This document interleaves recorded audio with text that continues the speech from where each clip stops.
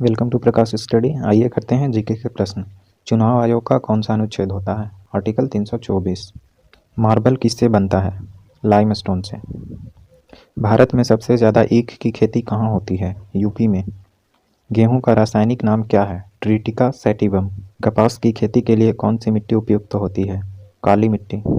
Silver fibre क्रांति किसके लिए लाई गई थी? कपास के लिए। अनुच्छेद 21A किससे संबंधित है? शिक्षा से।